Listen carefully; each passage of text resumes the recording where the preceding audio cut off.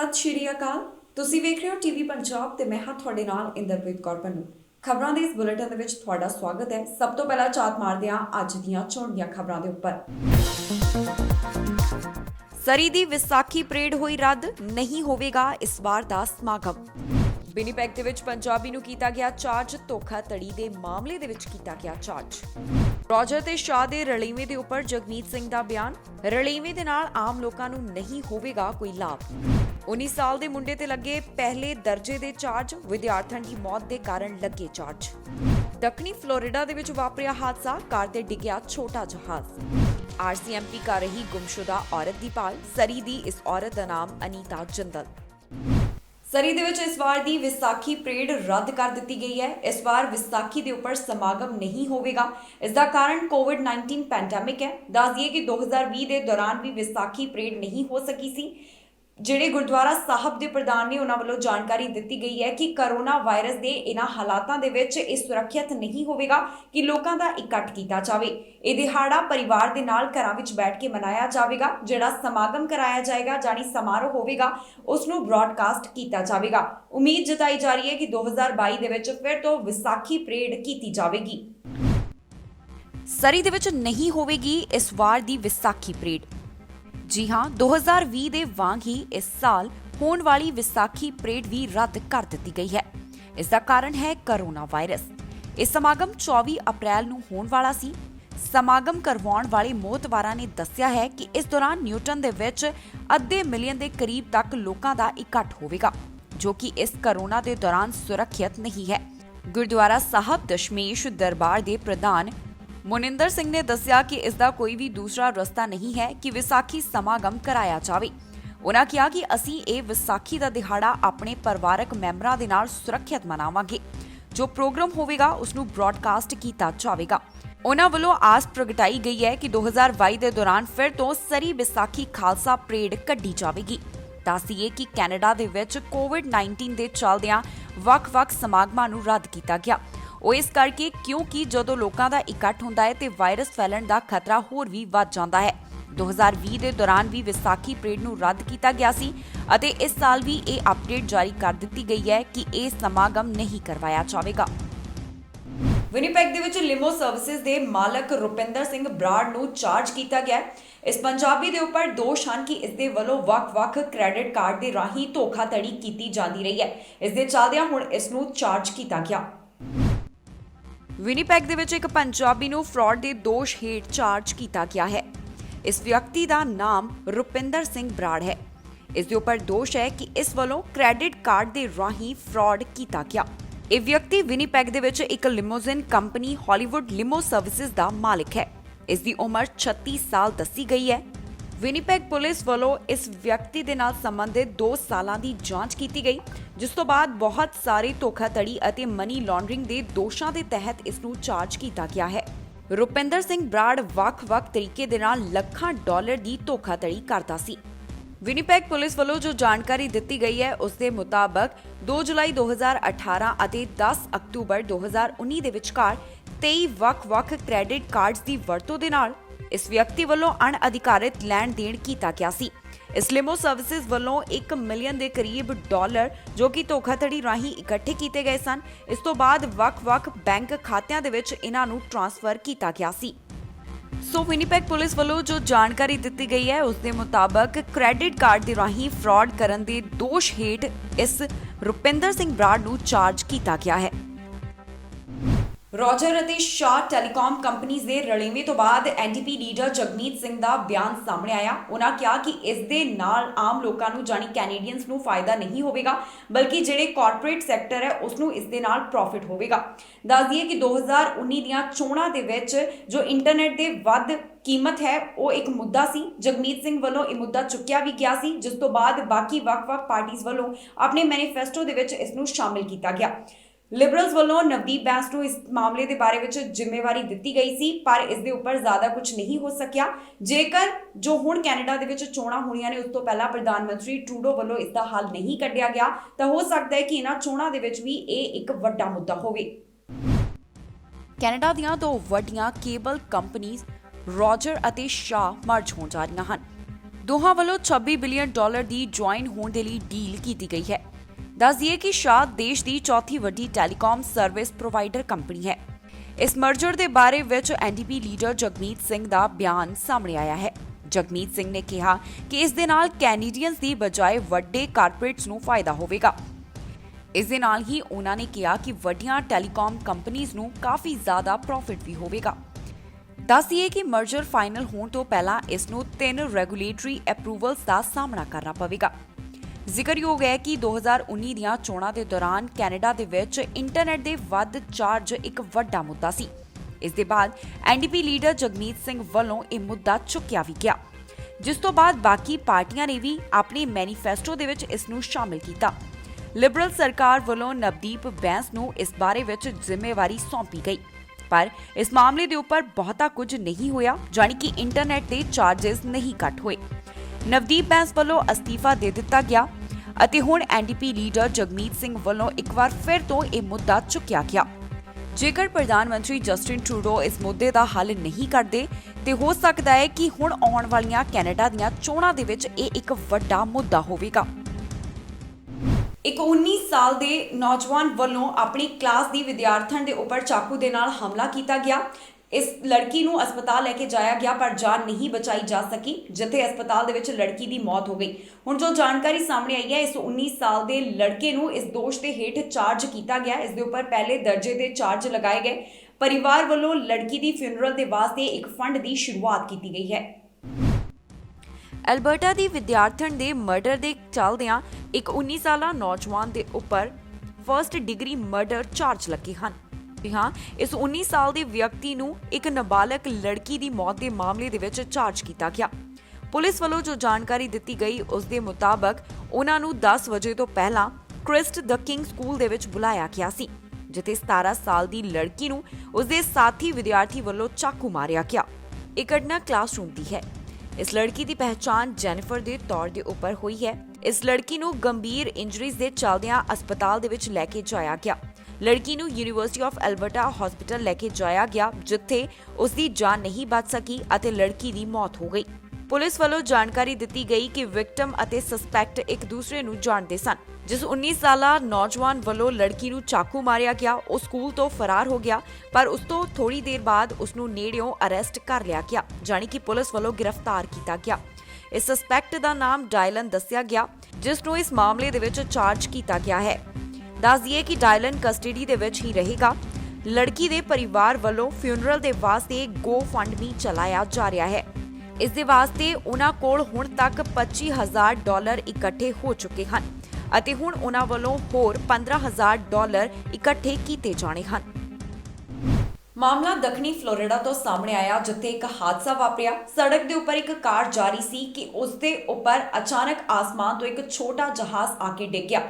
ਇਸ ਦੇ ਵਿੱਚ ਜੋ ਜਾਣਕਾਰੀ ਸਾਹਮਣੇ ਆਈ ਹੈ, 3 ਜਾਣਿਆਂ ਦੀ ਮੌਤ ਹੋ ਚੁੱਕੀ ਹੈ, ਪਾਇਲਟ ਦੀ ਵੀ ਮੌਤ ਹੋ ਗਈ ਹੈ। ਸੋ ਬਾਕੀ ਜਿਹੜੀ ਪੁਲਿਸ ਵੱਲੋਂ तमाम ਇਸ ਦੇ ਨਾਲ ਸੰਬੰਧਿਤ ਜਾਣਕਾਰੀ ਸਾਂਝੀ ਕੀਤੀ ਗਈ ਹੈ। ਅਮਰੀਕਾ ਦੇ ਦੱਖਣੀ ਫਲੋਰੀਡਾ ਦੇ ਵਿੱਚ ਇੱਕ ਹਾਦਸਾ ਵਾਪਰਿਆ, ਜਿੱਥੇ ਇੱਕ ਕਾਰ ਦੇ ਉੱਪਰ ਆਸਮਾਨ ਤੋਂ ਛੋਟਾ ਜਹਾਜ਼ ਆ ਕੇ ਡਿੱਗ ਗਿਆ। ਜੀ ਹਾਂ, ਅਮਰੀਕਾ ਦੇ ਵਿੱਚ ਜਹਾਜ਼ ਇੱਕ ਹਾਦਸੇ ਦਾ ਸ਼ਿਕਾਰ ਹੋਇਆ ਹੈ। ਇਹ ਪੂਰੀ ਘਟਨਾ ਸੀਸੀਟੀਵੀ ਕੈਮਰੇ ਦੇ ਵਿੱਚ ਕੈਦ ਹੋਈ। ਇੱਕ ਕਾਰ ਦੱਖਣੀ ਫਲੋਰੀਡਾ ਦੇ ਵਿੱਚ ਸੜਕ ਤੇ ਜਾ ਰਹੀ ਸੀ ਅਤੇ ਆਸਮਾਨ ਤੋਂ ਇੱਕ ਛੋਟਾ ਜਹਾਜ਼ ਉਸ ਦੇ ਉੱਪਰ ਆ ਕੇ ਡਿੱਗ ਗਿਆ। ਜੋ ਜਾਣਕਾਰੀ ਹਾਸਲ ਹੋਈ ਹੈ, ਉਸ ਦੇ ਮੁਤਾਬਕ ਜਹਾਜ਼ ਚਲਾ ਰਹੇ ਪਾਇਲਟ ਦੇ ਸਮੇਤ 3 ਲੋਕਾਂ ਦੀ ਮੌਕੇ ਦੇ ਉੱਪਰ ਮੌਤ ਹੋ ਗਈ। ਦੱਸੀਏ ਕਿ ਕਾਰ ਚਲਾ ਰਹੀ ਲੜਕੇ ਦੀ ਮਾਂ ਦੀ ਹਾਲਤ ਗੰਭੀਰ ਦੱਸੀ ਜਾ ਰਹੀ ਹੈ। ਉੱਥੇ ਨੇੜੇ ਘਰ ਦੇ ਵਿੱਚ ਇੱਕ ਸੀਸੀਟੀਵੀ ਕੈਮਰਾ ਲੱਗਿਆ ਹੋਇਆ ਸੀ, ਜਿਸ ਦੇ ਵਿੱਚ ਇਹ ਪੂਰਾ ਹਾਦਸਾ ਕੈਪਚਰ ਹੋ ਗਿਆ, ਜਾਣੀ ਕਿ ਕੈਦ ਹੋ ਗਿਆ। ਇਸ ਜਹਾਜ਼ ਵੱਲੋਂ ਫਲੋਰੀਡਾ ਦੇ ਪੇਰੀ 에ਅਰਪੋਰਟ ਤੋਂ ਉਡਾਨ ਭਰੀ ਗਈ ਸੀ। ਇਸ ਤੋਂ ਕੁਝ ਮਿੰਟਾਂ ਬਾਅਦ ਹੀ ਰਿਹਾਇਸ਼ੀ ਇਲਾਕੇ ਦੇ ਵਿੱਚ ਇਹ ਜਹਾਜ਼ ਸੜਕ ਦੇ ਉੱਪਰ ਆ ਕੇ ਡਿੱਗ ਗਿਆ। ਜਦੋਂ ਇਹ ਹਾਦਸਾ ਵਾਪਰਿਆ, ਉਸ ਤੋਂ ਬਾਅਦ ਜਦੋਂ ਜਹਾਜ਼ ਜ਼ਮੀਨ ਦੇ ਨਾਲ ਟਕਰਾਇਆ ਤੇ ਸੜਕ ਦੇ ਉੱਪਰ ਦੂਰ ਤੱਕ ਘਿਸੜਦਾ ਰਿਹਾ। ਜਹਾਜ਼ ਦੇ ਪਾਇਲਟ ਦੇ ਸਮੇਤ ਜੋ ਇਸ ਦੇ ਵਿੱਚ ਇੱਕ ਯਾਤਰੀ ਸਵਾਰ ਸੀ, ਉਸ ਦੀ ਵੀ ਮੌਕੇ ਦੇ ਉੱਪਰ ਮੌਤ ਹੋ ਗਈ। ਇਹ ਜਹਾਜ਼ ਪੂਰੀ ਤਰ੍ਹਾਂ ਦੇ ਨਾਲ ਅੱਗ ਦੀ ਭੇਟ ਚੜ੍ਹ ਗਿਆ। ਨੈਸ਼ਨਲ ਟਰਾਂਸਪੋਰਟੇਸ਼ਨ ਸੇਫਟੀ ਬੋਰਡ ਵੱਲੋਂ ਇਸ ਮਾਮਲੇ ਦੇ ਉੱਪਰ ਪੂਰੀ ਜਾਂਚ ਕੀਤੀ ਜਾ ਰਹੀ ਹੈ। ਬਾਕੀ ਉਸ ਤੋਂ ਬਾਅਦ ਉਹਨਾਂ ਵੱਲੋਂ ਸਾਰੀ ਇਨਫੋਰਮੇਸ਼ਨ ਸਾਂਝੀ ਕੀਤੀ ਜਾਵੇਗੀ। ਆਰਸੀਐਮਪੀ ਵੱਲੋਂ ਸਰੀ ਦੇ ਵਿੱਚ ਗੁੰਮਸ਼ੁਦਾ ਔਰਤ ਦੀ ਭਾਲ ਕੀਤੀ ਜਾ ਰਹੀ ਹੈ। ਇਸ ਦਾ ਨਾਮ ਅਨੀਤਾ ਜਿੰਦਲ ਦੱਸਿਆ ਗਿਆ। ਪੁਲਿਸ ਨੇ तमाम ਜਾਣਕਾਰੀ ਸਾਂਝੀ ਕੀਤੀ ਹੈ ਕਿ ਔਰਤ ਦੀ ਦਿੱਖ ਕਿਸ ਤਰ੍ਹਾਂ ਹੈ, ਇਸ ਦੀ ਹਾਈਟ ਕਿੰਨੀ ਹੈ, ਬਾਲਾਂ ਦਾ ਰੰਗ ਕੀ ਹੈ, ਇਹ ਸਭ ਜਾਣਕਾਰੀ ਦਿੱਤੀ ਗਈ। ਨਾਲ ਦੀ ਨਾਲ ਅਪੀਲ ਕੀਤੀ ਗਈ ਹੈ तमाम ਲੋਕਾਂ ਨੂੰ ਕਿ ਜੇਕਰ ਕਿਸੇ ਨੂੰ ਇਸ ਦੇ ਬਾਰੇ ਵਿੱਚ ਕੋਈ ਵੀ ਜਾਣਕਾਰੀ ਹੈ ਤਾਂ ਉਹ ਪੁਲਿਸ ਦੇ ਨਾਲ ਸੰਪਰਕ ਕਰੇ ਅਤੇ ਪੂਰੀ ਜਾਣਕਾਰੀ ਉਹਨਾਂ ਦੇ ਨਾਲ ਸਾਂਝੀ ਕਰੇ। ਸਰੀ ਆਰਸੀਐਮਪੀ ਵੱਲੋਂ ਗੁੰਮਸ਼ੁਦਾ ਔਰਤ ਦੀ ਭਾਲ ਕੀਤੀ ਜਾ ਰਹੀ ਹੈ। ਇਸ ਔਰਤ ਦਾ ਨਾਮ ਅਨੀਤਾ ਜਿੰਦਲ ਦੱਸਿਆ ਗਿਆ, ਜਿਸ ਦੀ ਉਮਰ 52 ਸਾਲ ਹੈ। ਇਹ ਔਰਤ ਨਿਊਟਨ ਤੋਂ ਗੁੰਮਸ਼ੁਦਾ ਹੋਈ। ਪੁਲਿਸ ਵੱਲੋਂ ਜੋ ਜਾਣਕਾਰੀ ਸਾਂਝੀ ਕੀਤੀ ਗਈ ਹੈ ਉਸ ਮੁਤਾਬਕ ਔਰਤ ਨੂੰ ਆਖਰੀ ਵਾਰ 67B ਐਵੀਨਿਊ ਦੇ 13300 ਬਲਾਕ ਦੇ ਵਿੱਚ 15 ਮਾਰਚ 2:30 ਵਜੇ ਦੇ ਕਰੀਬ ਦੇਖਿਆ ਗਿਆ ਸੀ। ਜੋ ਜਾਣਕਾਰੀ ਹੋਰ ਸਾਂਝੀ ਕੀਤੀ ਗਈ ਹੈ ਉਸ ਦੇ ਮੁਤਾਬਕ ਔਰਤ ਦਾ ਕੱਦ 5 ਫੁੱਟ 2 ਇੰਚ ਹੈ। ਇਸ ਔਰਤ ਦੇ ਕਾਲੇ ਰੰਗ ਦੇ ਵਾਲ ਹਨ ਅਤੇ ਅੱਖਾਂ ਦਾ ਰੰਗ ਭੂਰਾ ਹੈ। ਦੱਸ ਦਈਏ ਕਿ ਜਿੰਦਲ ਵੱਲੋਂ ਆਖਰੀ ਵਾਰ ਜਦੋਂ ਉਹ ਗੁੰਮਸ਼ੁਦਾ ਹੋਈ, ਇਸ ਦੌਰਾਨ ਡਾਰਕ ਕਲਰ ਦੀ ਜਾਣੀ ਕਿ ਗੂੜੇ ਰੰਗ ਦੀ ਜੈਕਟ ਪਾਈ ਹੋਈ ਸੀ, ਕਾਲੇ ਰੰਗ ਦੀਆਂ ਲੈਗਿੰਗਸ ਪਾਈਆਂ ਹੋਈਆਂ ਸੀ ਅਤੇ ਬਲੂ ਡੈਨਿਮ ਸ਼ੂਜ਼ ਇਸ ਵੱਲੋਂ ਪਹਿਨੇ ਹੋਏ ਸਨ। ਇਸ ਦੇ ਨਾਲ ਹੀ ਇਹ ਵੀ ਜਾਣਕਾਰੀ ਦਿੱਤੀ ਗਈ ਹੈ ਕਿ ਜਿੰਦਲ ਦੇ ਦੋਹਾਂ ਬਾਹਾਂ ਦੇ ਵਿੱਚ ਚਾਂਦੀ ਦੀਆਂ ਬੰਗਾਂ ਪਾਈਆਂ ਹੋਈਆਂ ਸਨ। ਇਸ ਮੌਕੇ ਪੁਲਿਸ ਵੱਲੋਂ तमाम ਲੋਕਾਂ ਨੂੰ ਅਪੀਲ ਕੀਤੀ ਗਈ ਹੈ ਕਿ ਜੇਕਰ ਕਿਸੇ ਨੂੰ ਇਸ ਬਾਰੇ ਕੋਈ ਵੀ ਜਾਣਕਾਰੀ ਹੈ ਤਾਂ ਉਹ ਪੁਲਿਸ ਦੇ ਨਾਲ ਜ਼ਰੂਰ ਸੰਪਰਕ ਕਰੇ। ਆਰਸੀਐਮਪੀ ਵੱਲੋਂ ਆਪਣਾ ਨੰਬਰ ਜਾਰੀ ਕੀਤਾ ਗਿਆ ਹੈ। ਉਨ੍ਹਾਂ ਕਿਹਾ ਕਿ 6045990502 ਜਾਂ ਫਿਰ ਕ੍ਰਾਈਮ ਸਟਾਪਰ ਦੇ 1800-222-8477 ਦੇ ਉੱਪਰ ਕਾਲ ਕਰਕੇ ਪੁਲਿਸ ਨਾਲ ਜਾਣਕਾਰੀ ਸਾਂਝੀ ਕੀਤੀ ਜਾ ਸਕਦੀ ਹੈ। ਕੋਵਿਡ-19 ਦੇ ਚੱਲਦਿਆਂ ਮਾਰਚ ਮਹੀਨੇ ਤੋਂ ਹੀ ਕੈਨੇਡਾ ਅੰਦਰ ਯਾਤਰਾ ਦੇ ਉੱਪਰ ਪਾਬੰਦੀਆਂ ਲਗਾਈਆਂ ਗਈਆਂ, ਜਿਸ ਦੇ ਚੱਲਦਿਆਂ ਕੈਨੇਡਾ ਆਉਣ ਵਾਲੇ ਇਮੀਗ੍ਰੈਂਟਸ ਦੇ ਉੱਪਰ ਵੀ ਪ੍ਰਭਾਵ ਇਸ ਦਾ ਜਾਣੀ ਪਾਬੰਦੀਆਂ ਦਾ ਹੋਇਆ ਹੈ। ਪਰ ਕੈਨੇਡਾ ਦਾ ਇੱਕ ਪ੍ਰੋਵਿੰਸ ਅਜਿਹਾ ਹੈ ਜਿਨ੍ਹਾਂ ਵੱਲੋਂ ਕੋਵਿਡ-19 ਦੇ ਚੱਲਦਿਆਂ ਵੀ ਨੋਮੀਨੇਸ਼ਨਸ ਜੋ ਜਾਰੀ ਕੀਤੀਆਂ ਗਈਆਂ ਉਸ ਦੇ ਵਿੱਚ ਕੋਈ ਵੀ ਪਿਛਲੇ ਸਾਲਾਂ ਦੇ ਮੁਕਾਬਲੇ ਗਿਰਾਵਟ ਨਹੀਂ ਆਈ। ਨਿਊ ਬਰਨਸਵਿਕ ਦੇ ਵਿੱਚ 2020 ਦੇ ਦੌਰਾਨ ਵੀ ਉਨੇ ਹੀ ਇਮੀਗ੍ਰੈਂਟਸ ਨੂੰ ਨੋਮੀਨੇਸ਼ਨ ਜਾਰੀ ਕੀਤੇ ਗਏ ਜਿੰਨੇ 2020 ਤੋਂ ਪਹਿਲਾਂ ਜਾਰੀ ਕੀਤੇ ਜਾਂਦੇ ਰਹੇ ਹਨ। ਪਰ ਇਸ ਦੇ ਨਾਲ ਇਹ ਜ਼ਰੂਰ ਜਾਣਕਾਰੀ ਸਾਹਮਣੇ ਆਈ ਹੈ ਕਿ ਆਉਣ ਵਾਲੇ ਨਿਊ ਕਮਰਸ ਦੀ ਗਿਣਤੀ ਦੇ ਵਿੱਚ ਜਾਣੀ ਕਿ ਆਉਣ ਵਾਲੇ ਨਵੇਂ ਪ੍ਰਵਾਸੀਆਂ ਦੀ ਗਿਣਤੀ ਦੇ ਵਿੱਚ ਜ਼ਰੂਰ ਗਿਰਾਵਟ ਦੇਖੀ ਗਈ। ਕੋਵਿਡ-19 ਦੇ ਚੱਲਦਿਆਂ ਕੈਨੇਡਾ ਦੇ ਵਿੱਚ ਟਰੈਵਲ ਰੈਸਟ੍ਰਿਕਸ਼ਨਸ ਜਾਣੀ ਕਿ ਯਾਤਰਾ ਦੇ ਉੱਪਰ ਪਾਬੰਦੀਆਂ ਲਗਾਈਆਂ ਗਈਆਂ। ਇਸ ਦਾ ਪ੍ਰਭਾਵ ਕੈਨੇਡਾ ਆਉਣ ਵਾਲਿਆਂ ਦੇ ਉੱਪਰ ਵੀ ਦੇਖਣ ਦੇ ਵਿੱਚ ਆਇਆ। ਪਰ ਕੈਨੇਡਾ ਦਾ ਇੱਕ ਪ੍ਰੋਵਿੰਸ ਅਜਿਹਾ ਹੈ ਜਿਸ ਵੱਲੋਂ ਕੋਵਿਡ-19 ਦੇ ਚੱਲਦਿਆਂ ਵੀ ਇਮੀਗ੍ਰੈਂਟਸ ਦਾ ਸਵਾਗਤ ਕੀਤਾ ਗਿਆ। ਜੀ ਹਾਂ, ਨਿਊ ਬਰਨਸਵਿਕ ਦੇ ਵਿੱਚ 2020 ਦੇ ਦੌਰਾਨ ਵੀ ਉਨੇ ਹੀ ਇਮੀਗ੍ਰੇਸ਼ਨ ਨੋਮੀਨੇਸ਼ਨ ਜਾਰੀ ਕੀਤੇ ਗਏ ਜਿਨੇ ਬਾਕੀ ਆਮ ਸਾਲਾਂ ਦੌਰਾਨ ਕੀਤੇ ਜਾਂਦੇ ਰਹੇ ਹਨ। ਪੈਂਡੈਮਿਕ ਦੇ ਦੌਰਾਨ ਇੱਥੇ 2020 ਉਮੀਦਵਾਰਾਂ ਨੂੰ ਪ੍ਰੋਵਿੰਸ਼ੀਅਲ ਨੋਮੀਨੀ ਪ੍ਰੋਗਰਾਮ ਦੇ ਤਹਿਤ ਸੱਦੇ ਜਾਰੀ ਕੀਤੇ ਗਏ। 2019 ਦੇ ਵਿੱਚ ਪ੍ਰੋਵਿੰਸ ਵੱਲੋਂ 2022 ਪੀਐਨਪੀ ਨੋਮੀਨੇਸ਼ਨ ਜਾਰੀ ਕੀਤੇ ਗਏ ਸਨ। ਨੋਮੀਨੇਸ਼ਨ ਦੇ ਵਿੱਚ ਕੋਈ ਵੀ ਗਿਰਾਵਟ ਇੱਥੇ ਨਹੀਂ ਦੇਖੀ ਗਈ। 31 ਨਵੰਬਰ 2020 ਤੱਕ ਇੱਥੇ ਪ੍ਰੋਵਿੰਸ ਦੇ ਵੱਲੋਂ 2740 ਨਵੇਂ ਪੀਆਰ ਲੈਂਡ ਹੋਏ, ਜਦਕਿ 2019 ਦੇ ਵਿੱਚ ਇਹ ਗਿਣਤੀ 6000 ਦੀ ਸੀ। ਇਹ ਅੰਤਰ ਇਸ ਕਰਕੇ ਆਇਆ ਕਿਉਂਕਿ ਕੈਨੇਡਾ ਦੇ ਵਿੱਚ ਕੋਵਿਡ-19 ਦੇ ਚੱਲਦਿਆਂ ਟਰੈਵਲ ਰੈਸਟ੍ਰਿਕਸ਼ਨਸ ਜਾਣੀ ਕਿ ਯਾਤਰਾ ਦੇ ਉੱਪਰ ਪਾਬੰਦੀਆਂ ਲਗਾਈਆਂ ਗਈਆਂ। ਪਰ ਹੁਣ ਨਿਊ ਬਰਨਸਵਿਕ ਵੱਲੋਂ ਆਪਣੇ 2024 ਦੇ ਟਾਰਗੇਟ ਨੂੰ ਪੂਰਾ ਕਰਨ ਵਾਸਤੇ ਕੰਮ ਕੀਤਾ ਜਾ ਰਿਹਾ ਹੈ। ਇੱਥੇ 2024 ਤੱਕ ਸਾਲਾਨਾ 7500 ਨਿਊ ਕਮਰਸ ਦਾ ਸਵਾਗਤ ਕਰਨ ਦਾ ਟੀਚਾ ਰੱਖਿਆ ਗਿਆ ਹੈ। ਪ੍ਰੋਵਿੰਸ ਵੱਲੋਂ ਫ੍ਰੈਂਚ ਅਤੇ ਇੰਗਲਿਸ਼ ਦੋਹੇ ਭਾਸ਼ਾ ਬੋਲਣ ਵਾਲੇ ਪ੍ਰਵਾਸੀਆਂ ਨੂੰ ਅਟਰੈਕਟ ਕਰਨ ਦੀ ਕੋਸ਼ਿਸ਼ ਕੀਤੀ ਜਾ ਰਹੀ ਹੈ। ਦੱਸ ਦਈਏ ਕਿ ਇਹ ਕੈਨੇਡਾ ਦਾ ਅਜਿਹਾ ਪਹਿਲਾ ਪ੍ਰੋਵਿੰਸ ਹੈ ਜਿੱਥੇ ਇੰਗਲਿਸ਼ ਅਤੇ ਫ੍ਰੈਂਚ ਦੋਨੋਂ ਹੀ ਆਫੀਸ਼ੀਅਲ ਲੈਂਗੁਏਜ ਹਨ। ਜੇਕਰ ਤੁਸੀਂ ਨਿਊ ਬਰਨਸਵਿਕ ਦੇ ਵਿੱਚ ਇਮੀਗ੍ਰੇਟ ਕਰਨਾ ਚਾਹੁੰਦੇ ਹੋ ਤਾਂ ਤੁਹਾਡੇ ਵਾਸਤੇ ਇੱਥੇ ਦੋ ਪ੍ਰੋਗਰਾਮ ਹਨ। ਪਹਿਲਾ New Brunswick provincial nominee program ਅਤੇ ਦੂਸਰਾ Atlantic immigration pilot program. New Brunswick provincial nominee program ਨੂੰ 4 ਸਟਰੀਮ ਦੇ ਵਿੱਚ ਵੰਡਿਆ ਗਿਆ ਹੈ।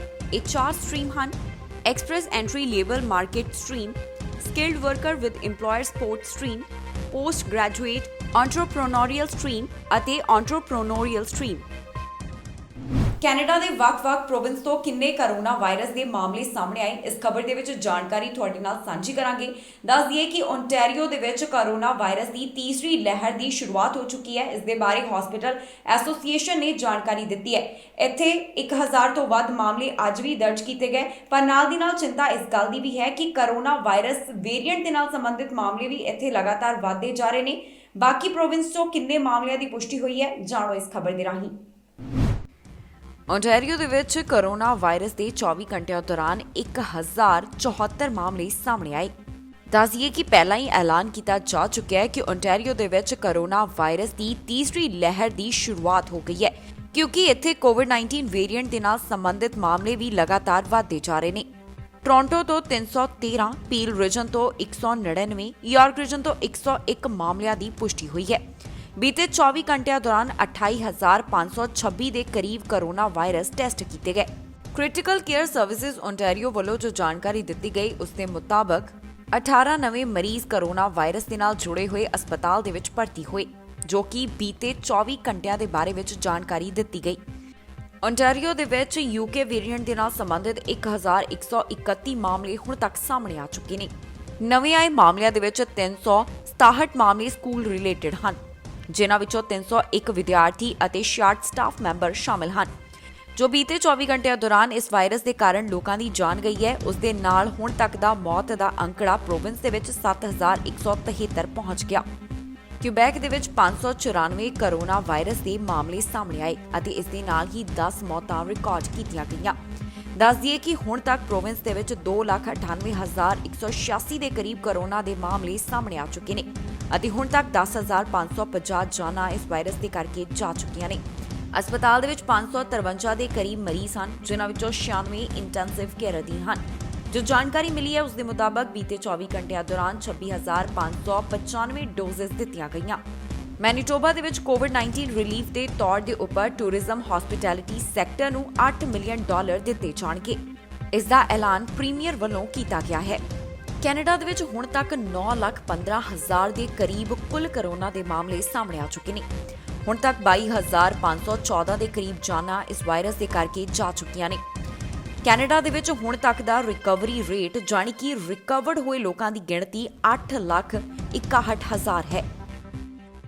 ਮੋਡਰਨਾ ਵੈਕਸੀਨ ਵੱਲੋਂ ਛੋਟੀ ਉਮਰ ਦੇ ਬੱਚਿਆਂ ਦੇ ਉੱਪਰ ਆਪਣੀ ਵੈਕਸੀਨ ਦੀ ਸਟੱਡੀ ਦੀ ਸ਼ੁਰੂਆਤ ਕਰ ਦਿੱਤੀ ਗਈ ਹੈ। ਕੈਨੇਡਾ, ਅਮਰੀਕਾ ਤੋਂ ਇੱਕ ਗਰੁੱਪ ਜਿਹੜਾ ਬੱਚਿਆਂ ਦਾ ਉਸ ਨੂੰ ਸ਼ਾਮਿਲ ਕੀਤਾ ਗਿਆ, ਜਿਨ੍ਹਾਂ ਦੇ ਉੱਪਰ ਇਹ ਸਟੱਡੀ ਕੀਤੀ ਜਾ ਰਹੀ ਹੈ, ਜਿਸ ਤੋਂ ਬਾਅਦ ਹੀ ਦੱਸਿਆ ਜਾਵੇਗਾ ਕਿ ਬੱਚਿਆਂ ਨੂੰ ਮੋਡਰਨਾ ਵੈਕਸੀਨ ਲਗਾਈ ਜਾ ਸਕਦੀ ਹੈ ਜਾਂ ਫਿਰ ਨਹੀਂ। ਪਰ ਜੇਕਰ ਅਸੀਂ ਐਕਸਪਰਟਸ ਦੀ ਮੰਨੀਏ, ਉਹਨਾਂ ਕਿਹਾ ਕਿ ਇਸ ਦੇ ਉੱਪਰ ਜਲਦ ਫੈਸਲਾ ਨਹੀਂ ਆ ਸਕਦਾ। ਉਧਰ ਐਸਟ੍ਰਾਜੈਨੇਕਾ ਬਾਰੇ ਵਿੱਚ ਵੀ ਅਪਡੇਟ ਸਾਹਮਣੇ ਆਈ ਹੈ ਕਿ 65 ਸਾਲ ਤੋਂ ਵੱਧ ਉਮਰ ਵਾਲਿਆਂ ਨੂੰ ਵੀ ਇਹ ਟੀਕਾ ਲਗਾਇਆ ਜਾ ਸਕਦਾ ਹੈ। ਮੋਡਰਨਾ ਵੈਕਸੀਨ ਵੱਲੋਂ ਬੱਚਿਆਂ ਦੇ ਉੱਪਰ ਸਟੱਡੀ ਦੀ ਸ਼ੁਰੂਆਤ ਕਰ ਦਿੱਤੀ ਗਈ ਹੈ ਤੇ ਉਧਰ ਐਸਟ੍ਰਾਜੈਨੇਕਾ ਟੀਕੇ ਨੂੰ 65 ਸਾਲ ਵਾਲਿਆਂ ਦੇ ਲਈ ਸੁਰੱਖਿਅਤ ਦੱਸਿਆ ਗਿਆ ਹੈ। ਮੋਡਰਨਾ ਵੈਕਸੀਨ ਵੱਲੋਂ ਬੱਚਿਆਂ ਦੇ ਉੱਪਰ ਟੈਸਟਿੰਗ ਦੀ ਸ਼ੁਰੂਆਤ ਕੀਤੀ ਗਈ। ਮੋਡਰਨਾ ਵੱਲੋਂ 6 ਮਹੀਨੇ ਤੋਂ ਲੈ ਕੇ 12 ਸਾਲ ਤੱਕ ਦੀ ਉਮਰ ਵਾਲੇ ਬੱਚਿਆਂ ਦੇ ਉੱਪਰ ਇਹ ਟੈਸਟਿੰਗ ਕੀਤੀ ਜਾ ਰਹੀ ਹੈ। ਕੈਨੇਡਾ ਅਤੇ ਅਮਰੀਕਾ ਦੇ ਵਿੱਚੋਂ 6,750 ਬੱਚਿਆਂ ਨੂੰ ਐਨਰੋਲ ਕੀਤਾ ਗਿਆ। ਦਸੰਬਰ ਮਹੀਨੇ ਤੋਂ ਕੰਪਨੀ ਵੱਲੋਂ ਅਲੱਗ ਸਟੱਡੀ ਦੀ ਸ਼ੁਰੂਆਤ ਕੀਤੀ ਗਈ। ਇਹ ਸਟੱਡੀ 12 ਸਾਲ ਤੋਂ 18 ਸਾਲ ਤੱਕ ਦੀ ਉਮਰ ਵਾਲੇ ਬੱਚਿਆਂ ਦੇ ਉੱਪਰ ਕੀਤੀ ਜਾ ਰਹੀ ਹੈ। ਇਸ ਸਮੇਂ ਮੋਡਰਨਾ ਵੈਕਸੀਨ ਕੈਨੇਡਾ ਅਤੇ ਅਮਰੀਕਾ ਦੋਹਾਂ ਦੇਸ਼ਾਂ ਦੇ ਵਿੱਚ ਲਗਾਈ ਜਾ ਰਹੀ ਹੈ। 18 ਸਾਲ ਅਤੇ ਇਸ ਤੋਂ ਵੱਧ ਉਮਰ ਵਾਲਿਆਂ ਨੂੰ ਇਹ ਟੀਕਾ ਲਗਾਇਆ ਜਾ ਰਿਹਾ ਹੈ। ਉਧਰ ਜੇਕਰ ਮਾਹਿਰਾਂ ਦੀ ਮੰਨੀਏ ਤਾਂ ਉਹਨਾਂ ਦਾ ਕਹਿਣਾ ਹੈ ਕਿ ਜਲਦ ਬੱਚਿਆਂ ਦੇ ਵਾਸਤੇ ਇਸ ਵੈਕਸੀਨ ਨੂੰ ਅਪਰੂਵਲ ਨਹੀਂ ਮਿਲ ਸਕਦਾ। ਉਧਰ national advisory committee on immunisation, ਜੋ ਕਿ ਕੈਨੇਡਾ ਦੇ ਵਿੱਚ ਵੈਕਸੀਨ ਦੇ ਬਾਰੇ ਵਿੱਚ ਸਿਫਾਰਿਸ਼ ਕਰਦੀ ਹੈ, ਉਸ ਵੱਲੋਂ ਆਕਸਫੋਰਡ ਐਸਟ੍ਰਾਜੈਨੇਕਾ ਵੈਕਸੀਨ ਸੰਬੰਧੀ ਆਪਣੇ ਨਿਯਮਾਂ ਦੇ ਵਿੱਚ ਬਦਲਾਅ ਕੀਤਾ ਗਿਆ। ਕਮੇਟੀ ਵੱਲੋਂ ਹੁਣ ਇਸ ਟੀਕੇ ਨੂੰ 65 ਸਾਲ ਤੋਂ ਵੱਧ ਉਮਰ ਵਾਲੇ ਲੋਕਾਂ ਲਈ ਸੁਰੱਖਿਅਤ ਦੱਸਿਆ ਗਿਆ ਹੈ। ਪਹਿਲਾਂ ਇਹਨਾਂ ਵੱਲੋਂ ਇਹ ਜਾਣਕਾਰੀ ਦਿੱਤੀ ਗਈ ਸੀ ਕਿ 65 ਸਾਲ ਤੋਂ ਵੱਧ ਉਮਰ ਦੇ ਲੋਕਾਂ ਦੇ ਉੱਪਰ ਇਸ ਟੀਕੇ ਨੂੰ ਨਹੀਂ ਵਰਤਿਆ ਜਾਵੇਗਾ। ਇਸ ਤੋਂ ਬਾਅਦ ਯੂਨਾਈਟਿਡ ਕਿੰਗਡਮ ਦੇ ਵਿੱਚ ਵੈਕਸੀਨ ਦੇ ਨਾਲ ਸੰਬੰਧਿਤ 2 ਸਟੱਡੀਜ਼ ਕੀਤੀਆਂ ਗਈਆਂ, ਜਿਨ੍ਹਾਂ ਦੇ ਨਤੀਜੇ ਇਹ ਦੱਸਦੇ ਹਨ ਕਿ ਟੀਕਾ ਕੋਵਿਡ-19 ਦੇ ਗੰਭੀਰ ਸਿੰਪਟਮਸ ਤੋਂ ਬਚਾਅ ਦੇ ਲਈ ਅਸਰਦਾਰ ਅਤੇ ਸੁਰੱਖਿਅਤ ਹੈ। ਜ਼ਿਕਰਯੋਗ ਹੈ ਕਿ ਇਸ ਵੈਕਸੀਨ ਤੋਂ ਬਾਅਦ ਬਲੱਡ ਕਲੌਟ ਦੇ ਨਾਲ ਸੰਬੰਧਿਤ ਕੁਝ ਮਾਮਲੇ ਸਾਹਮਣੇ ਆਏ, ਜਿਸ ਤੋਂ ਬਾਅਦ ਯੂਰਪ ਦੇ ਕਈ ਦੇਸ਼ਾਂ ਦੇ ਵਿੱਚ ਇਸ ਟੀਕੇ ਦੇ ਉੱਪਰ ਪਾਬੰਦੀ ਲਗਾ ਦਿੱਤੀ ਗਈ ਅਤੇ ਹੁਣ ਸਵੀਡਨ ਦਾ ਨਾਮ ਵੀ ਉਹਨਾਂ ਦੇਸ਼ਾਂ ਦੇ ਵਿੱਚ ਸ਼ਾਮਿਲ ਹੋ ਗਿਆ ਹੈ ਜਿੱਥੇ ਇਸ ਵੈਕਸੀਨ ਦੀ ਵਰਤੋਂ ਨੂੰ ਨਾਮਨਜ਼ੂਰ ਕੀਤਾ ਗਿਆ। ਯੂਰਪੀਅਨ ਮੈਡੀਸਿਨ ਏਜੰਸੀ ਵੱਲੋਂ ਜੋ ਜਾਰੀ ਕੀਤਾ ਗਿਆ ਬਿਆਨ ਹੈ, ਉਸ ਦੇ ਮੁਤਾਬਕ ਆਕਸਫੋਰਡ ਐਸਟ੍ਰਾਜੈਨੇਕਾ ਵੈਕਸੀਨ ਦੇ ਨਾਲ ਬਲੱਡ ਕਲੌਟ ਹੁੰਦੇ ਹਨ। ਉਨ੍ਹਾਂ ਕਿਹਾ ਕਿ ਇਸ ਵੈਕਸੀਨ ਦੇ ਨੁਕਸਾਨ ਜ਼ਿਆਦਾ ਹਨ ਅਤੇ ਫਾਇਦੇ ਇਸ ਤੋਂ ਘੱਟ ਨੇ। ਕੈਨੇਡਾ ਦੇ ਵਿੱਚ ਕੋਰੋਨਾ ਵਾਇਰਸ ਦੇ ਮਾਮਲੇ ਤਾਂ ਵੱਧ ਰਹੇ ਨੇ ਤੇ ਦੂਜੇ ਪਾਸੇ ਜੋ ਕੋਰੋਨਾ ਵਾਇਰਸ ਦਾ ਨਵਾਂ ਰੂਪ ਜਾਨੀ ਕਿ ਵੇਰੀਐਂਟ ਹੈ, ਉਸ ਦੇ ਨਾਲ ਸੰਬੰਧਿਤ ਵੀ ਮਾਮਲਿਆਂ ਦੀ ਪੁਸ਼ਟੀ ਹੋ ਰਹੀ ਹੈ। ਇਸ ਦੇ ਉੱਪਰ ਥੈਰੇਸਾ ਟੀਮ ਵੱਲੋਂ ਚਿੰਤਾ ਦਾ ਪ੍ਰਗਟਾਵਾ ਕੀਤਾ ਗਿਆ। ਕੈਨੇਡਾ ਦੇ ਵਿੱਚ ਜੋ ਕਰੋਨਾ ਵਾਇਰਸ ਵੇਰੀਐਂਟ ਦੇ ਨਾਲ ਜੁੜੇ ਹੋਏ ਮਾਮਲੇ ਰਿਕਾਰਡ ਹੋ ਰਹੇ ਹਨ, ਇਸ ਦੇ ਉੱਪਰ ਡਾਕਟਰ ਥੈਰੇਸਾ ਟੇਮ ਵੱਲੋਂ ਆਪਣਾ ਬਿਆਨ ਜਾਰੀ ਕੀਤਾ ਗਿਆ। ਕੈਨੇਡਾ ਦੀ chief public health officer doctor Theresa Tam ਨੇ ਕਿਹਾ ਕਿ ਇਸ ਸਮੇਂ ਇਹ ਸਹੀ ਮੌਕਾ ਨਹੀਂ ਜਦੋਂ ਲੋਕ ਇਕੱਠ ਕਰਨ ਅਤੇ ਜ਼ਿਆਦਾ ਤੋਂ ਜ਼ਿਆਦਾ ਲੋਕਾਂ ਦੇ ਕੰਟੈਕਟ ਦੇ ਵਿੱਚ ਆਉਣ। ਉਨ੍ਹਾਂ ਕਿਹਾ ਕਿ ਇੱਕ ਪਾਸੇ ਤਾਂ ਦੇਸ਼ ਦੇ ਵਿੱਚ ਕਰੋਨਾ ਦੇ ਮਾਮਲੇ ਵਧ ਰਹੇ ਨੇ ਤੇ ਦੂਜੇ ਪਾਸੇ ਨਵੇਂ ਕਰੋਨਾ ਵਾਇਰਸ ਦੇ ਰੂਪ ਦੇ ਨਾਲ ਜੁੜੇ ਮਾਮਲੇ ਵੀ ਸਾਹਮਣੇ ਆ ਰਹੇ ਨੇ। ਇਸ ਦੇ ਨਾਲ ਚਿੰਤਾ ਵਧੀ ਹੋਈ ਹੈ। ਉਨ੍ਹਾਂ ਕਿਹਾ ਕਿ ਕੈਨੇਡੀਅਨਸ ਦੇ ਵਿੱਚ ਇਮਿਊਨਿਟੀ ਅਜੇ ਵੀ ਘੱਟ ਹੈ। ਡਾਕਟਰ ਟੀਮ ਦਾ ਕਹਿਣਾ ਹੈ ਕਿ ਅਜੇ ਵੀ ਅਸੀਂ ਆਪਣੇ ਲੋਕਾਂ ਨੂੰ ਮਿਲਣ ਦੇ ਦਾਇਰੇ ਨੂੰ ਨਾ ਵਧਾਈਏ। ਵੈਕਸੀਨ ਨੂੰ ਆਪਣਾ ਅਸਰ ਦਿਖਾਉਣ ਵਾਸਤੇ ਅਜੇ ਸਮੇਂ ਦੀ ਜ਼ਰੂਰਤ ਹੈ, ਜਿਸ ਦਾ ਮਤਲਬ ਹੈ ਕਿ ਟੀਕੇ ਨੂੰ ਅਜੇ ਇਮਿਊਨਿਟੀ ਬਣਾਉਣ ਦੇ ਲਈ ਸਮਾਂ ਲੱਗੇਗਾ। Plateaued at a high level, with national case counts now on the rise. To date, over 913,000 cases of COVID-19, including close to 22,500 deaths, have been reported across Canada. And over the past week, on average, almost 3,200 new cases and 31 deaths were reported daily. At the same time, about 2,040 people with COVID-19 were being treated in our hospitals each day, including almost 550 in critical care. To date, over 3,600 variants of concern cases have been reported across Canada, with the B.1.1.7 variant accounting for over 90% of these to date. With high infection rates and more contagious variants spreading, we must remain vigilant to prevent acceleration of the epidemic and its severe outcomes. With over 4.4 million COVID-19 vaccine doses distributed and over 3 million doses administered across Canada, federal, provincial, and territorial authorities are continuously monitoring COVID-19 vaccine safety. To date, no unexpected vaccine safety issues have been identified in Canada. Health Canada is aware of reports of serious adverse events in Europe following immunization with the AstraZeneca vaccine, but wants to reassure Canadians that the benefits of the vaccine continue to outweigh its risks. There is currently no indication that the vaccine caused the observed events. Health Canada is continuing to work with international regulators, including the European Medicines Agency, to determine whether there is any need to take action in Canada. At the same time, expert advice on the optimal use of vaccines is being adapted to maximize the benefits of COVID-19 vaccines authorized for use in Canada. Today, the National Advisory Committee on Immunization has released updated recommendations on the use of the AstraZeneca vaccine, including expanding the recommendation for its use from adults aged 18 to 64 years to now also include those aged 65 years and older.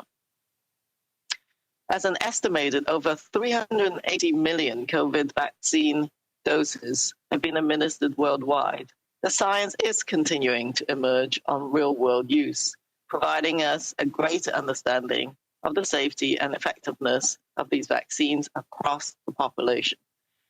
NACI continues to analyze this emerging evidence and will adapt their advice to maximize the benefits of all COVID-19 vaccines authorized for use in Canada, as we aim to protect more people faster while maintaining the highest standards for vaccine safety and effectiveness. As we all wait our turn to join Team Vaccine, let's continue to cheer from the sidelines and help by remaining vigilant, following public health advice, and keeping up with individual practices that protect us all. Thank you. ਸੋਬਿਸ ਵੱਲੋਂ ਇੱਕ ਵੱਡੀ deal ਕੀਤੀ ਗਈ ਹੈ। ਇਹਨਾਂ ਵੱਲੋਂ $357 million ਦੀ deal ਕੀਤੀ ਗਈ ਹੈ। ਕੀ ਹੈ ਇਹ ਡੀਲ, ਇਸ ਦੇ ਵਿੱਚ ਕੀ ਹੋਵੇਗਾ, ਕਿਸ ਨੂੰ ਫਾਇਦਾ ਹੋਵੇਗਾ, ਪੂਰੀ ਗੱਲ ਦੱਸਾਂਗੇ ਇਸ ਖਬਰ ਦੇ ਵਿੱਚ। ਸੋਬਿਸ ਪੇਰੈਂਟ ਕੰਪਨੀ ਵੱਲੋਂ ਲੌਂਗੋਸ ਗਰੋਸਰੀ ਗੇਟਵੇ ਦੇ ਵਿੱਚ 51% ਦੀ ਸਟੇਕ ਖਰੀਦੇ ਜਾ ਰਹੇ ਹਨ। ਸੋਬੇ ਦੀ ਪੇਰੈਂਟ ਕੰਪਨੀ ਵੱਲੋਂ ਜਾਣਕਾਰੀ ਦਿੱਤੀ ਗਈ ਹੈ। ਉਨ੍ਹਾਂ ਕਿਹਾ ਕਿ $357 ਮਿਲੀਅਨ ਦੀ ਡੀਲ ਕੀਤੀ ਗਈ ਹੈ। ਐਮਪਾਇਰ ਕੰਪਨੀ ਲਿਮਟਿਡ ਵੱਲੋਂ ਇਹ ਜਾਣਕਾਰੀ ਦਿੱਤੀ ਗਈ ਕਿ ਇਸ ਦੇ ਨਾਲ ਉਹਨਾਂ ਦੇ ਕਾਰੋਬਾਰ ਦੇ ਵਿੱਚ 2 ਹਾਈ ਕੁਆਲਿਟੀ ਬੈਨਰ ਜੁੜ ਜਾਣਗੇ ਅਤੇ ਉਹਨਾਂ ਨੂੰ ਆਪਣਾ ਕਾਰੋਬਾਰ ਓਨਟਾਰੀਓ ਦੇ ਵਿੱਚ ਵਧਾਉਣ ਵਾਸਤੇ ਮਦਦ ਮਿਲੇਗੀ। ਐਮਪਾਇਰ ਨੇ ਕਿਹਾ ਕਿ ਲੌਂਗੋਸ ਨੂੰ ਕਾਫੀ ਫਾਇਦਾ ਮਿਲੇਗਾ। ਇਸ ਡੀਲ ਦੇ ਅਧੀਨ ਟੋਰਾਂਟੋ ਏਰੀਆ ਗ੍ਰੋਸਰ ਲੌਂਗੋਸ ਅਤੇ ਗ੍ਰੋਸਰੀ ਗੇਟਵੇ CEO ਐਂਥਨੀ ਵੱਲੋਂ ਲੀਡ ਕੀਤੇ ਜਾਣਗੇ। ਦੱਸ ਦਈਏ ਕਿ ਲੌਂਗੋਸ ਦੀ ਸ਼ੁਰੂਆਤ 1956 ਦੇ ਵਿੱਚ ਟੋਰਾਂਟੋ ਵਿੱਚ ਕੀਤੀ ਗਈ ਸੀ। ਇਸ ਦੀਆਂ GTA ਦੇ ਵਿੱਚ 36 ਲੋਕੇਸ਼ਨਸ ਹਨ। ਗ੍ਰੋਸਰੀ ਗੇਟਵੇ 70,000 ਕਸਟਮਰਸ ਨੂੰ ਸਰਵ ਕਰਦਾ ਹੈ। ਇਹ ਜੋ ਡੀਲ ਹੋਈ ਹੈ 2022 ਦੇ ਵਿੱਚ ਪਹਿਲੇ ਕੁਆਟਰ ਅੰਦਰ ਇਹ ਖਤਮ ਹੋ ਜਾਵੇਗੀ। ਹੁਣ ਐਮਪਾਇਰ ਦੀ ਮੰਨੀਏ ਤਾਂ ਉਹਨਾਂ ਵੱਲੋਂ ਤਾਂ ਇਹੀ ਕਿਹਾ ਜਾ ਰਿਹਾ ਹੈ ਕਿ ਇਸ ਦੇ ਨਾਲ ਕਾਰੋਬਾਰ ਦੇ ਵਿੱਚ ਉਹਨਾਂ ਨੂੰ ਕਾਫੀ ਜ਼ਿਆਦਾ ਫਾਇਦਾ ਹੋਵੇਗਾ, ਕਿਉਂਕਿ ਉਹਨਾਂ ਦੇ ਨਾਲ 2 ਹਾਈ ਕੁਆਲਿਟੀ ਬੈਨਰ ਜੁੜ ਜਾਣਗੇ। ਇਸ ਦੇ ਨਾਲ ਹੀ ਜਾਂਦੇ ਇੱਕ ਵਾਰ ਫਿਰ ਤੋਂ ਝਾਤ ਮਾਰਦੇ ਹਾਂ ਅੱਜ ਦੀਆਂ ਝੋਣੀਆਂ ਖਬਰਾਂ ਦੇ ਉੱਪਰ। ਸਰੀ ਦੀ ਵਿਸਾਖੀ ਪਰੇਡ ਹੋਈ ਰੱਦ, ਨਹੀਂ ਹੋਵੇਗਾ ਇਸ ਵਾਰ ਦਾ ਸਮਾਗਮ। ਵਿਨੀਪੈਗ ਦੇ ਵਿੱਚ ਪੰਜਾਬੀ ਨੂੰ ਕੀਤਾ ਗਿਆ ਚਾਰਜ, ਧੋਖਾਧੜੀ ਦੇ ਮਾਮਲੇ ਦੇ ਵਿੱਚ ਕੀਤਾ ਗਿਆ ਚਾਰਜ। ਰੋਜਰ ਤੇ ਸ਼ਾਹ ਦੇ ਰਲੇਵੇਂ ਦੇ ਉੱਪਰ ਜਗਮੀਤ ਸਿੰਘ ਦਾ ਬਿਆਨ, ਰਲੇਵੇਂ ਦੇ ਨਾਲ ਆਮ ਲੋਕਾਂ ਨੂੰ ਨਹੀਂ ਹੋਵੇਗਾ ਕੋਈ ਲਾਭ। 19 ਸਾਲ ਦੇ ਮੁੰਡੇ ਤੇ ਲੱਗੇ ਪਹਿਲੇ ਦਰਜੇ ਦੇ ਚਾਰਜ, ਵਿਦਿਆਰਥਣ ਦੀ ਮੌਤ ਦੇ ਕਾਰਨ ਲੱਗੇ ਚਾਰਜ। ਦੱਖਣੀ ਫਲੋਰੀਡਾ ਦੇ ਵਿੱਚ ਵਾਪਰਿਆ ਹਾਦਸਾ, ਕਾਰ ਤੇ ਡਿੱਗਿਆ ਛੋਟਾ ਜਹਾਜ਼। RCMP ਕਰ ਰਹੀ ਗੁੰਮਸ਼ੁਦਾ ਔਰਤ ਦੀ ਭਾਲ, ਸਰੀ ਦੀ ਇਸ ਔਰਤ ਦਾ ਨਾਮ ਅਨੀਤਾ ਜਿੰਦਲ। ਖਬਰਾਂ ਦੇ ਇਸ ਬੁਲੇਟਿਨ ਦੇ ਵਿੱਚ ਇੰਨਾ ਹੀ। ਨਵੀਆਂ ਤੇ ਤਾਜ਼ੀਆਂ ਖਬਰਾਂ ਲੈ ਕੇ ਫਿਰ ਤੋਂ ਹਾਜ਼ਰ ਹੋਵਾਂਗੇ। ਫਿਲਹਾਲ ਮੈਨੂੰ ਇੰਦਰਪ੍ਰੀਤ ਕੌਰ ਪੰਨੂ ਨੂੰ ਦਿਓ ਇਜਾਜ਼ਤ ਤੇ ਤੁਸੀਂ ਵੇਖਦੇ ਰਹੋ TV ਪੰਜਾਬ।